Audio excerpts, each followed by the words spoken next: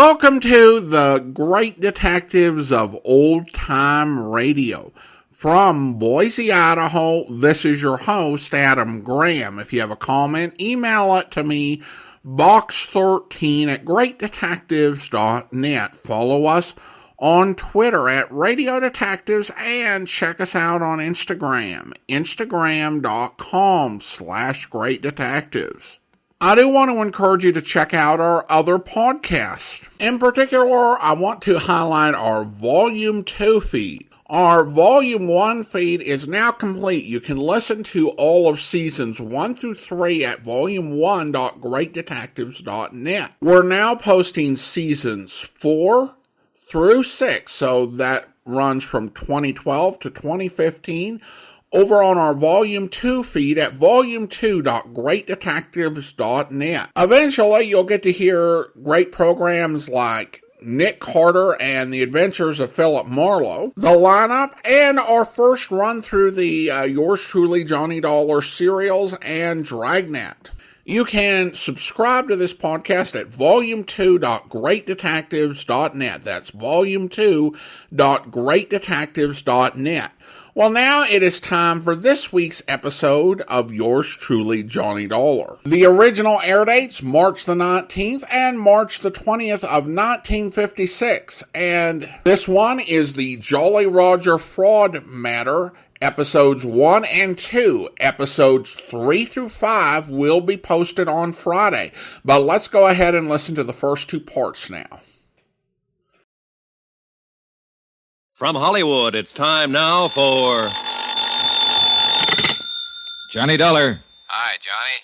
Pat McCracken at Universal Adjustment. Hello, Pat. Listen, I have something here I think maybe... Whoa, hold it, boy. I've already packed. Huh? You are? Yep, taking off in about an hour. First plane out I can get. Well, how'd you know? I've been planning it for months. How could you? It only happened last Thursday. Pat. Yeah? I'm going on a vacation far, far away to sunny Southern California. Little town of La Jolla. And to help me keep out of sight from such as you, I'm taking along all my skin diving outfit. Bye. Well, wait, Johnny. That's right next door. To what? The case I want you to handle for us in San Diego. Just changed my plans, Pat. I'm going to Florida. No, listen, Johnny. There's enough commission on this case to pay for 2 vacations. And as long as you're going to be right there in Southern Cal anyway, look, why don't you drop in on me before you take off? Okay, sucker. What? Just talking to myself. I'll see you.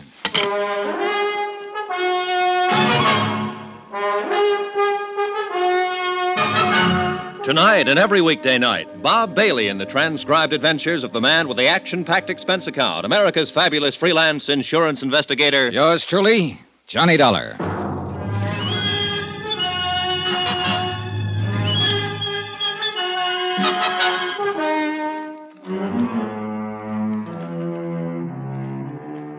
Expense account submitted by Special Investigator Johnny Dollar to the Universal Adjustment Bureau, Hartford, Connecticut. Following is an accounting of expenditures incurred during my investigation of the Jolly Roger fraud. Expense account item 1, taxi for myself and my vacation luggage to the offices of Universal Adjustment, 436 Parley Street, Hartford, in the hope I could argue both Pat McCracken and myself out of taking on the case. The last 2 cases I'd handled for Pat had almost cost me my life, and I was beginning to be a bit superstitious about anything he had a hand in. But trying to talk him down was like trying to talk down your mother-in-law. Maybe your skin diving trick will help you crack the case. But the main thing is you're going to California anyhow. This way you can put your whole vacation on expense account. Pat. And, baby, if I know you'll run down the case in about 2 days, come up with a swindle sheet for a couple of weeks. Pat. To say nothing of the commission I mentioned over the phone. Listen, will you? You see, the Jolly Roger was insured by Southwest Maritime Insurance and Liability for 460 G's. Bert Parker, in their San Diego office, can give you all the dope on it. Bert Parker? Sure, you remember him. Handed you the Molly Kay matter a few months ago. A very profitable case for you, wasn't it? Well, wasn't it? Yeah. Yeah, but now look, So you'll clean up on this, too. The Jolly Roger, you know, was one of the finest seagoing yachts on the West Coast. No, I didn't know. But, Pat, I'm not going Big diesel job, 110 feet long. Floating palace. Probably the most luxurious wooden hull job built since the... Wooden hull? 110-foot diesel job? Wooden hull? And that, unfortunately, is why she burned to the waterline before the weight of her engines carried her down to Davy Jones's locker. Total loss, huh? Total. $460,000 gone. That's too bad. Well, Pat, it was nice seeing you again. Now I got to get my plane to New York to get my plane for the coast. But I haven't even told you why we want you to look in on this thing, Pat, Forrest. I am going to the coast on a vacation, remember? But I told Bert that you were on your way. You told what? Sure. Phoned him right after I talked to you. Well, you dog. Sure. He's promised to contact the Mexican authorities that you may need to help you and have everything all... How are they involved? Oh, now, look, Pat, enough of this. I got to get along. Sure. My car's right downstairs, and I can tell you the rest I know. No. Tell it to somebody else. I'm going out there on a vacation. Baby, you can't let me down on this one. Look, we haven't got any regular man out there, only a couple of part-timers like Bert Parker. You know, sell the policies with one hand and act as adjusters with the other. I got to go. Sure. You see, here, I'll take that back. And this one. You see, that works out all right on small accounts, but on these big ones... Wow, what do you got in here? A case of scotch? Pat, will you shut up a minute and let me Not tell on you? your life. That'd give you a chance to change your mind about taking on the... Here's the elevator. Oh, excuse me, lady. Sorry. Now, I still haven't told you why we smell something wrong in this whole case. It's simply and clearly this, John boy.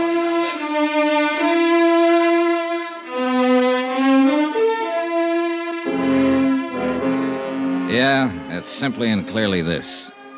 The diesel yacht Jolly Roger was owned by one Paulus Zaganian, ex-rum runner, ex-gun runner, ex-shipping magnate, suspected spy through 2 world wars, and generally undesirable character, despite the millions he'd made. During the last war, he cleaned up by scaring some of the smaller countries into buying a lot of obsolete military equipment that was hardly fit for the scrap pile. And in more than one place around the world, there was anything but a welcome mat waiting for him. And in a lot of places, a lot of countries, the minute he landed his seagoing palace, the gendarmes would stick to him like flies to a molasses barrel just to make sure he behaved himself. Anyhow, trying to argue with Pat was useless, so I agreed to take on the case. Expense account items 2, 3, and 4. $190, 4 cents. Plane fares and incidentals, Hartford to New York, New York to Los Angeles, L.A. to San Diego, where I hope to grab a cab to La Jolla before Bert Parker could find out I'd arrived. But I was met at the airport, but not by Bert Parker. Mr. Dollar? Yeah? I thought you were by the description. Well, don't tell me they've got me on those wanted posters out here, too. Oh, silly. I'm Jan Penny, in Mr. Parker's office. You know, Southwest Insurance and Liability. Maybe I ought to take the case after all. I'm going to work with you on it. Oh, now I'm sure I will. You see, Mr. Parker's in the hospital. When he received Mr. McCracken's wire about your time of arrival, he asked me to meet you here. Hospital? What's the matter with him? It's supposed to have been an accident. Hit and run. Well, what do you mean, supposed to be? Bert thinks they tried to run him down deliberately. Who? I think he'd better tell you about it. Yeah, I think somebody better.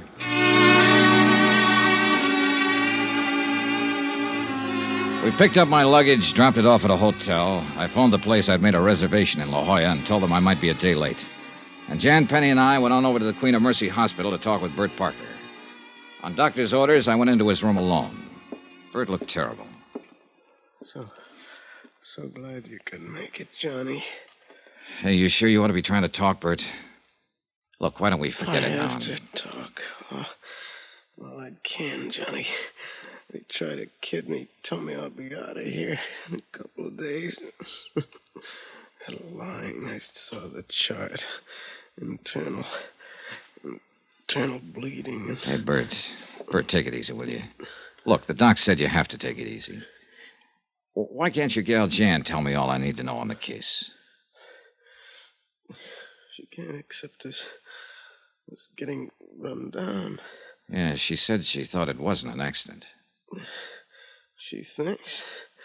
I know. Yeah? Phone calls. Threatening phone calls. Threatening? About what, Bert? Because of holding up on this claim. Somehow somebody found out. I called Hartford. Asked for investigation. Who? Nagin denies that he... The owner of the Jolly Roger? Yeah. Denies knowing anything about the calls, but they weren't kidding Johnny. That's why I'm here. Then they probably know I was asked to come out here. Johnny. Yeah? Johnny better go back. Drop this one. Oh, Bert. If they know you're here, they may try to... Johnny. Yeah? Hurts, Johnny. Nurse. 3 hours later, while Jan Penny and I paced the corridor, Bert Parker died. The only thing I'd learned from him was that I'd better be careful. Mighty careful.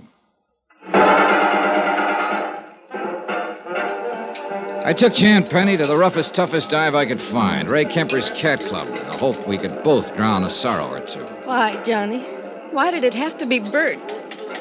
You liked him, didn't you? I loved him. I loved Bert. Now he's... Let's have another drink. Hey, Jan, don't you think maybe... Okay. Waiter! Waiter, 2 more, please. I know this is no way to face it, Johnny. It's all right, Jan. I came out here like everybody does. Every young female kid who's been told she's prettier than the rest. You know, yeah, the movies, Hollywood, glamour, all that stuff. Yeah, I know. But it was rough. It was too rough. And I couldn't play the game they seemed to want to play out here. And I was all set to go back to the farm country and settle down to the same dull. But then I met Bert.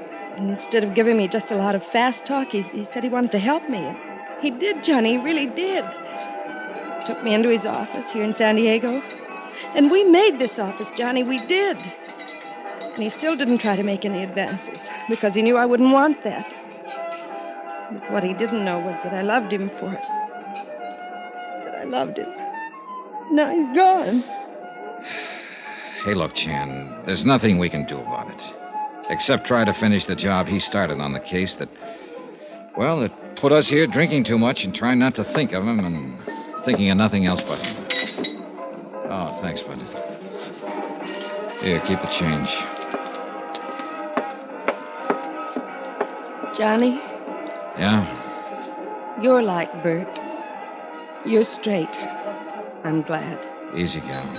Maybe you didn't know him as well as I did. But you cared about him enough to do this, and I... Jan, take it easy. Listen, Jan. Yes? Grab your coat. I'm taking you home. I'm all right. Really, I am. You've got a double job to do tomorrow, his as well as yours. How can you talk? I know. I'm out here. I'm out here to knock off the Jolly Roger, make sure the payment of the claim is okay. At least that's why I came out here. Well, then how... Now I've also got to find out who... Well... Bert. Yeah. And I'm going to need your help. All right, Johnny. Come on, Jan. Grab your coat.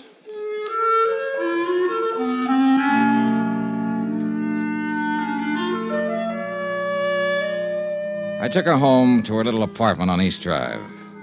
I didn't go up for the usual nightcap because I didn't want to. And I knew Jan didn't want me to. I dropped into police headquarters, homicide first, and then traffic detail to see if they'd been able to dig up anything on the hit-run driver who'd killed Bert. Nothing. Apparently, the threat he'd received just before the so-called accident was something that only he and Jan had known about. The expense account? Oh, I don't know. Call it $10. A couple of cabs, a couple of drinks, or maybe 6 or 8, or... I'm kind of tired tonight. Bert was a nice guy. Jan's a nice girl. In the morning, I'll call the hotel in La Jolla and delay my reservation there another day. Meantime, I'll get some sleep, I guess. Maybe I'll even cook me up a dream or two about skin diving and sunning on the rocks of La Jolla after all this whole rotten case is cleared up. Get myself a good winter tan to take the place of this high eastern pallor I've been trying to get... Oh. Hello. Hello. Johnny. Hello? Johnny, listen. Hello, I can't... Jan? Yes, Johnny. Listen to me. Yeah. We must have been followed tonight. Huh? Jan? I got a phone call just a minute ago. Yeah? A man. He threatened me. What do you mean he threatened you? How? Who was it? I don't know. He said, if I help you... Yeah? There'll be another accident. To me. Jan. And to you. And to you. Listen, Jan. Oh, Johnny, I'm afraid.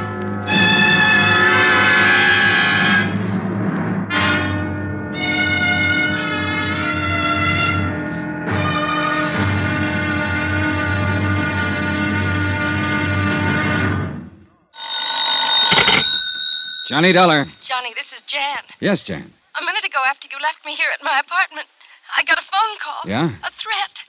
If I help you on this case, there'll be another accident. Huh? Like the one that happened to Bert. Fatal. To me. Jan. To you. Oh, Johnny, I'm afraid. Stay right where you are. I'm on my way over.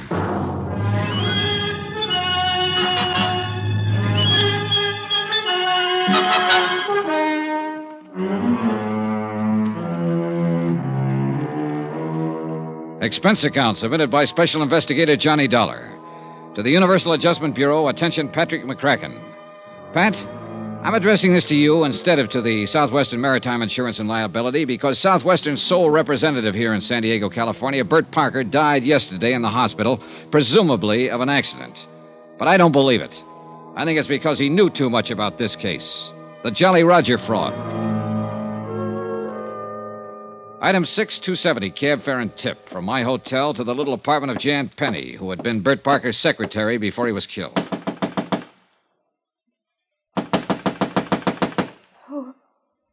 Who is it? Johnny Dollar, you all right? Come in, Johnny, quick. Oh, I'm scared. Easy now. Who was it threatened you over the phone? Did you recognize the voice? Yes. Well, who was it? I don't know. Huh? It was the same voice that called Bert at the office and warned him before he was run down by that car and killed. But you don't know who it was? No. Oh, Johnny, I'm so scared. Please hold me. All right. No, I don't mean that. It sounds like I'm trying It's to... okay, Jan. It's okay. Just take it easy. Here we are. Come on, dear. Sit down. Here, have a cigarette.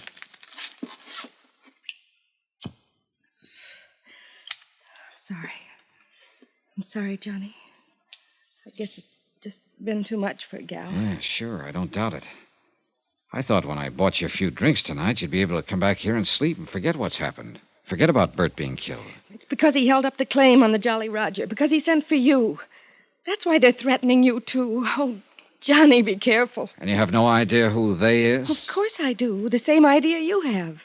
The man who owned the Jolly Roger before she burned and sank. Paulus Zanagian. Just how much do you know about Zanagian? Only what Bert told me.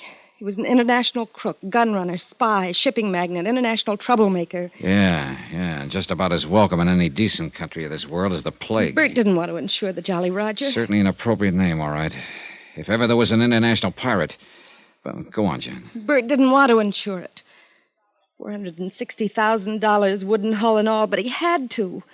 Southwestern is a small company, Johnny, and the premium, 2 years premium in advance, was too much to turn down. So that was the clincher. Yes. Bert needed it so much. But then it burned and sank. Yes. When they submitted the claim, Zanagian himself. Oh? Yes, Johnny. It was Paulus Zanagian himself who bought the policy, and he made the claim. Demanded immediate payment. But when Bert decided to hold up until you could come out here and investigate it. The warnings and the so-called accident that killed him. Yes. Now they're warning me. You. Oh, Johnny, why don't you give this up? Where's Zanagian now? Here in San Diego at the Larchmont. And you're sure it wasn't he who called you tonight, who called Bert and warned him? I'm sure. I would have known his voice, his accent. But, Johnny, I'm frightened. All right, now look. Go on in there, into your bedroom and sleep. No. Take a sleeping pill, whatever you like, but get some sleep. Look, there's nothing we can do tonight, and there'll be plenty for us to do tomorrow. But after that phone call, I'll stay right here on the sofa. And look, I've got this. Have you any kind of a gun? No, Johnny. Well, now go on in there, lock your windows, close the drapes, and get some sleep. That's orders. All right. Good night, Johnny.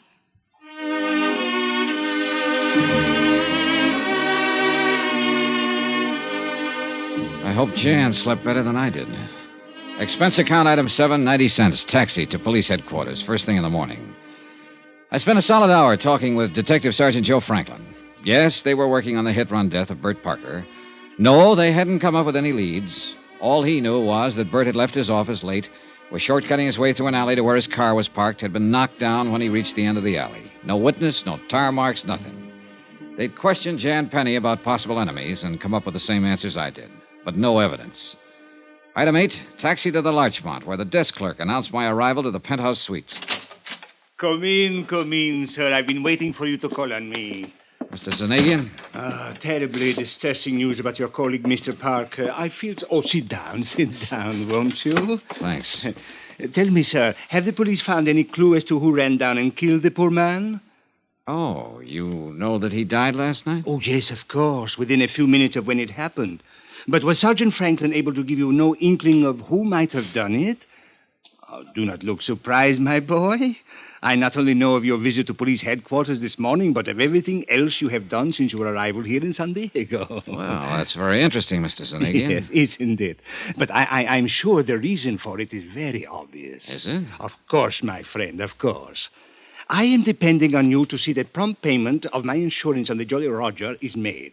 After all, that is the only reason for your being sent here. Who told you Therefore, I feel it my obligation to see that nothing happens to you, that you are given, shall we say, adequate protection during the time you are here acting in my behalf. Mr. Zanagian, before you That go is why I have made a trusted man responsible for watching over you at all times during your stay. Uh-huh. I suppose that's just a polite way of saying that you've had somebody taming me since I got here. Oh, by the way, a lovely girl, Miss Penny, isn't she? And she was so devoted to Mr. Parker. Terrible shock to her, his death.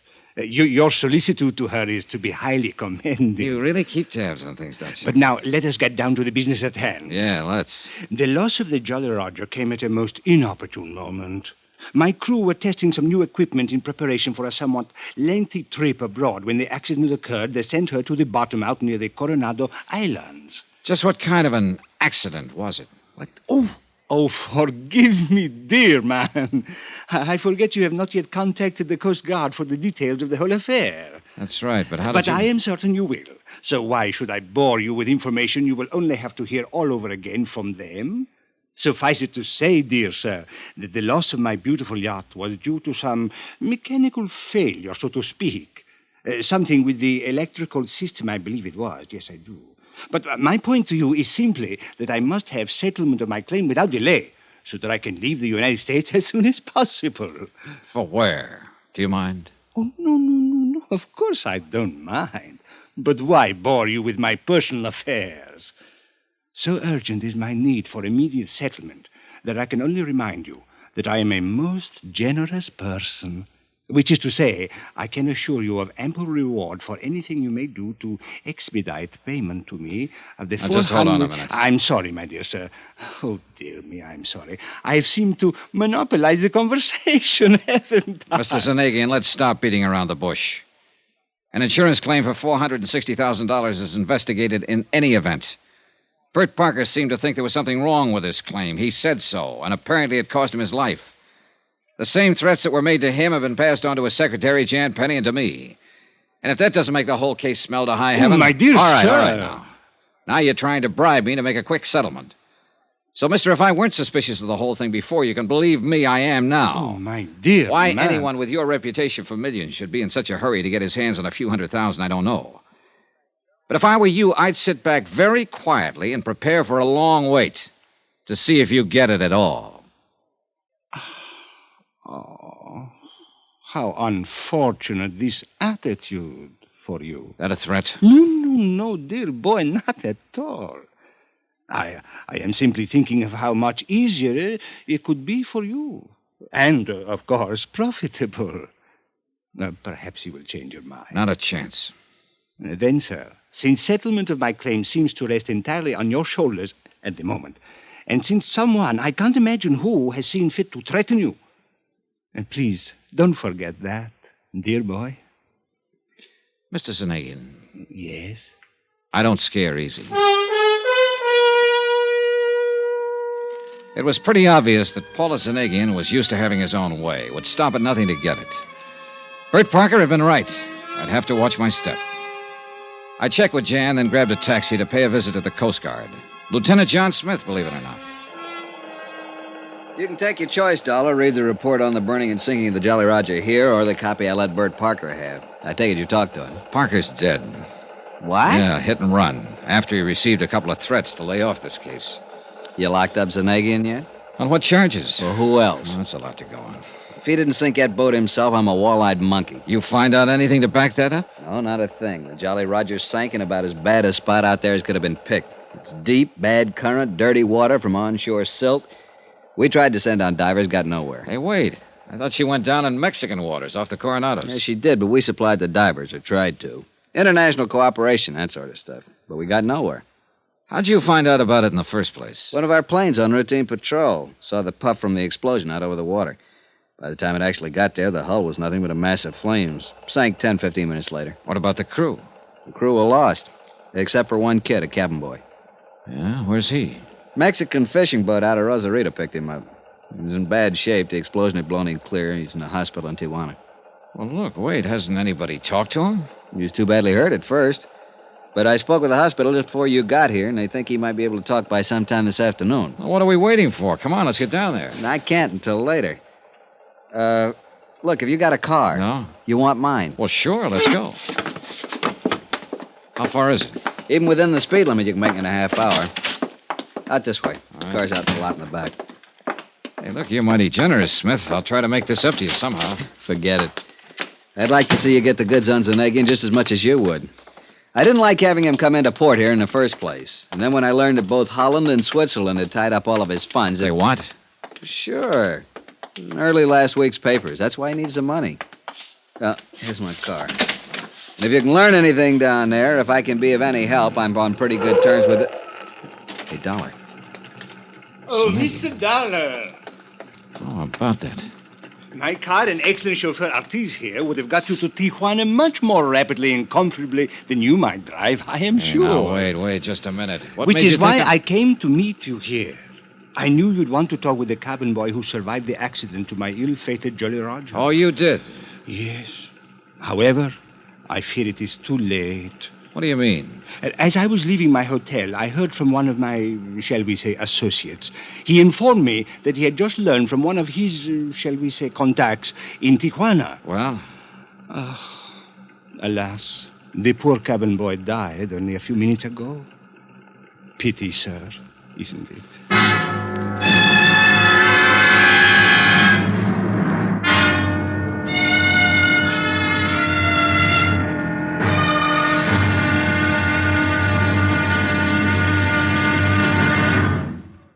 Now, here's our star to tell you about tomorrow's intriguing episode of this week's story. Tomorrow, a dead man talks. And what he has to say isn't very pleasant. For it all adds up to just one more good, solid thread on the life of yours truly, Johnny Dollar.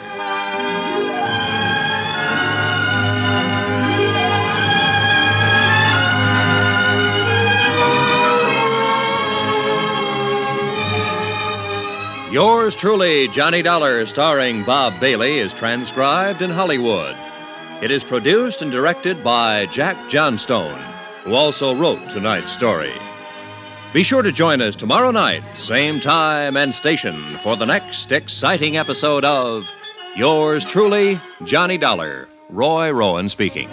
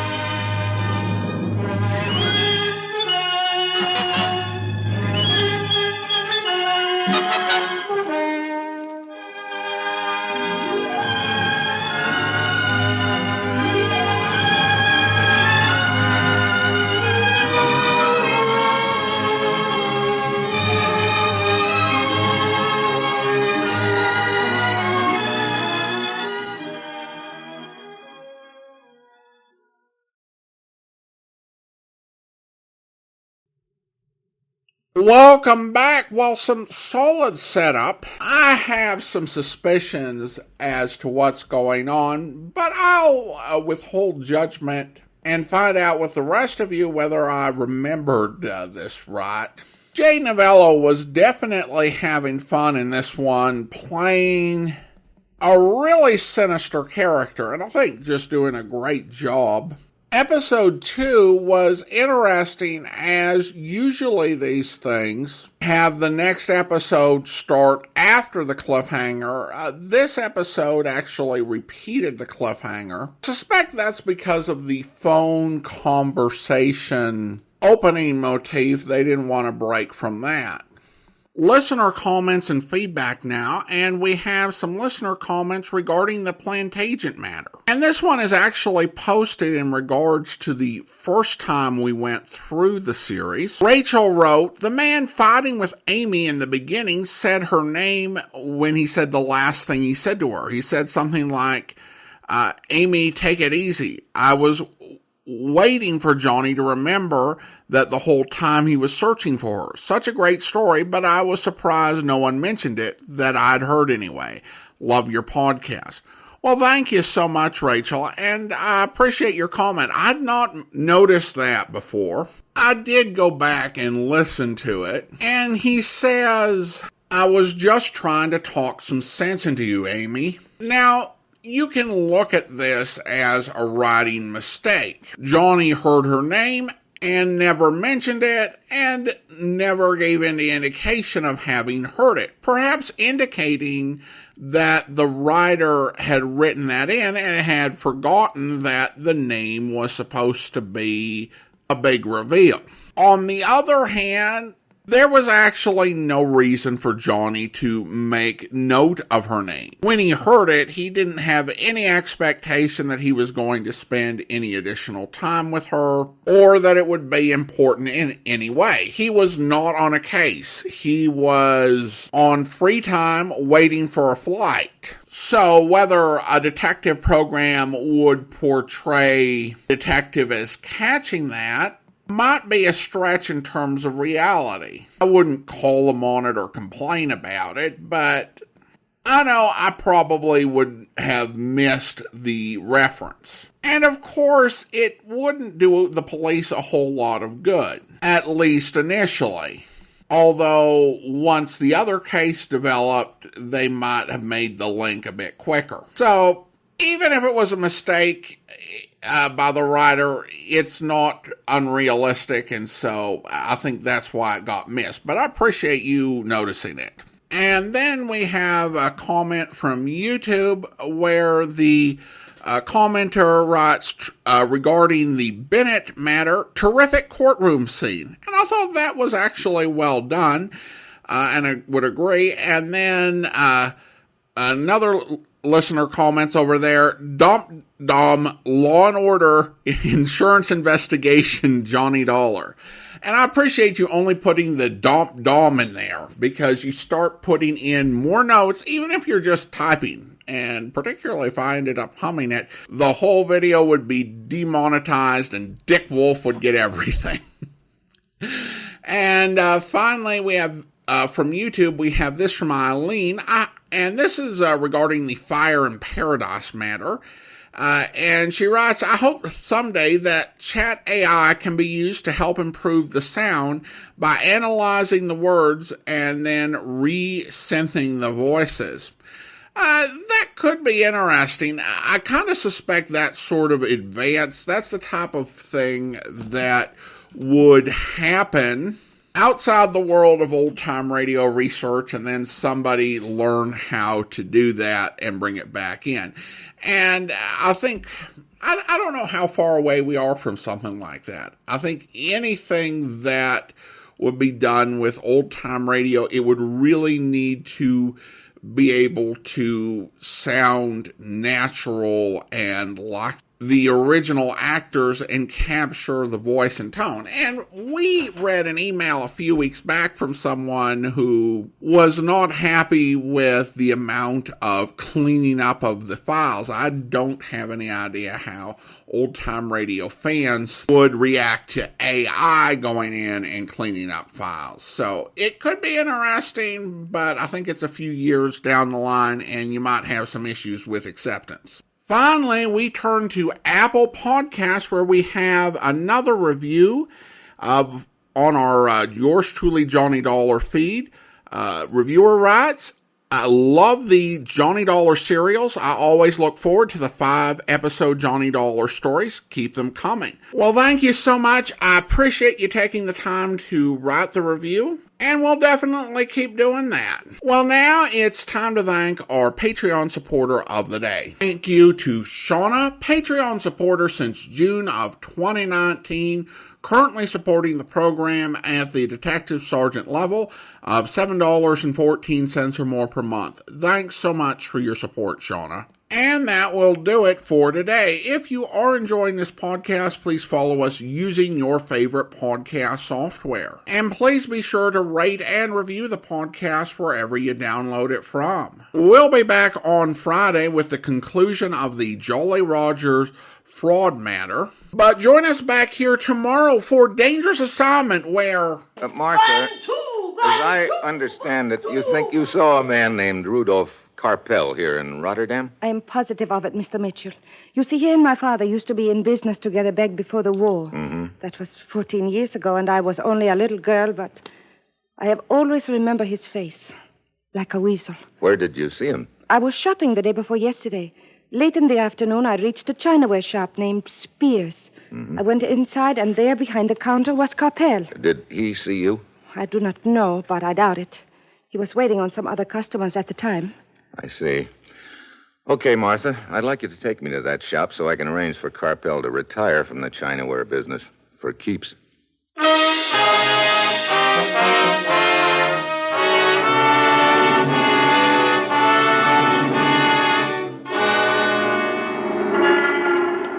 The shop is just a few doors farther down the street, Mr. Mitchell.